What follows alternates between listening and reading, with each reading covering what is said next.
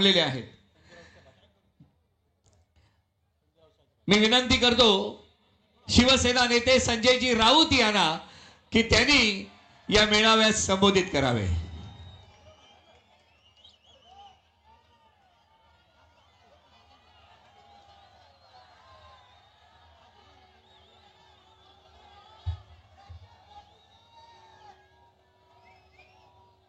आदरणीय पक्षप्रमुख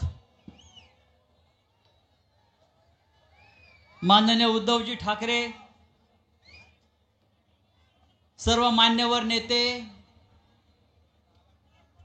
आणि या भर पावसात चिखलात या ऐतिहासिक दसरा मेळाव्यासाठी उपस्थित असलेले निष्ठावंत शिवसैनिक,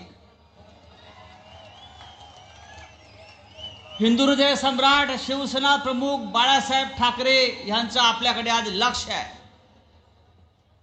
68 वर्षापूर्वी शिवसेना प्रमुखांनी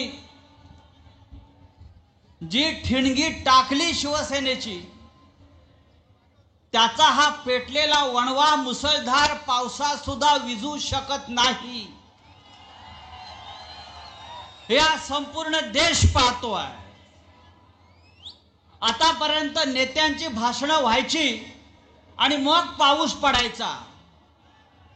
या इथे पाऊस वादळ असताना सुद्धा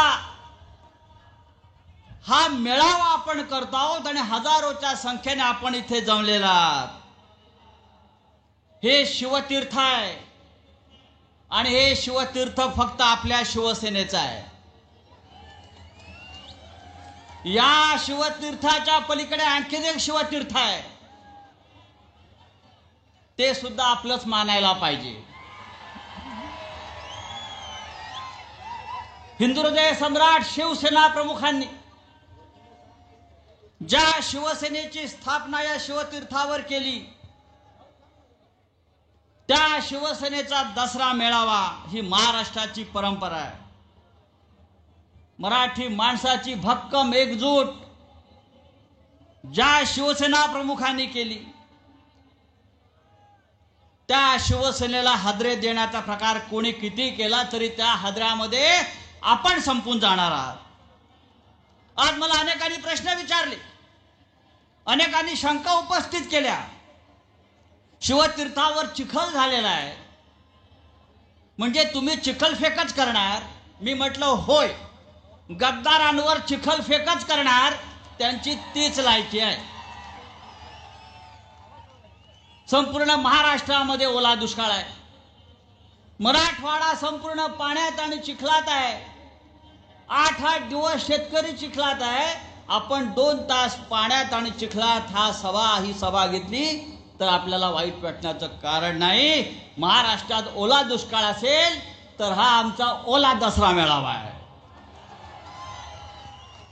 मित्रांनो, रावणाचा आज अंत करायचा आहे। नेहमी रावणाचं दहन होतं, आता या पावसामध्ये रावणाचं दहन कसं करायचं? रावणाला जाळायचं की रावणाला बुडवायचा, हा विचार करावा लागेल।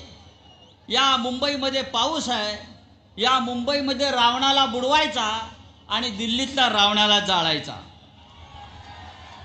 माननीय उद्धव साहेबांनी शस्त्रपूजा केलेली आहे। शस्त्रपूजा करण्याचा अधिकार हा माननीय हिंदुहृदय सम्राट बाळासाहेब ठाकरे यांच्या शिवसेनेचा आहे। मला विचारलं, गद्दारांच्या मेळाव्यामध्ये ते काय पूजणार? मी बोलले, त्यांना शस्त्रपूजा करण्याचा अधिकार असू शकत नाही, मग ते काय पूजणार? मला सांगण्यात आलं त्यांच्याकडून, त्यांनी दिल्लीतून अमित शहाचे जोडे आणलेले आहेत। त्यांनी दिल्लीतून अमित शहाच्या चपला आणलेल्या आहेत, जोडे आणलेले आहेत, ते त्यांच्या व्यासपीठावर आहेत आणि त्यांचं पूजन ते करणार आहेत। आम्ही शस्त्रपूजा केली, आम्ही विचारांची पूजा करतो। हे अमित शहाच्या पादुकांची पूजा करतायत, जो तो आपल्या लायकीनुसार वागतो आणि जगतो। हा निष्ठावंतांचा मेळावा आहे आणि आमची निष्ठा कशी? हम छोटे छोटे फायदे के लिए जमीर का सौदा नहीं करते। हम छोटे छोटे फायदे के लिए जमीर का सौदा नहीं करते।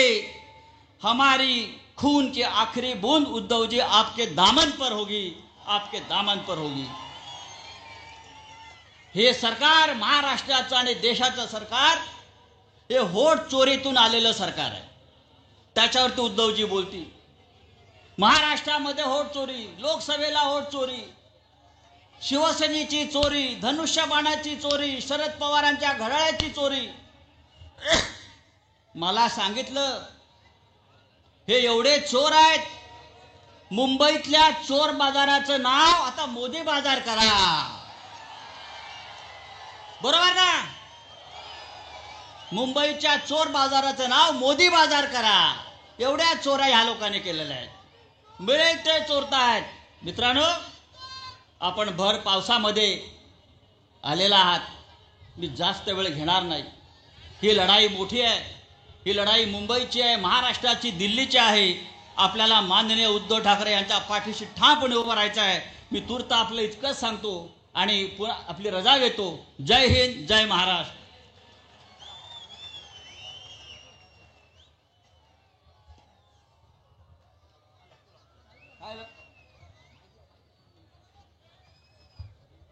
धन्यवाद राऊत साहेब.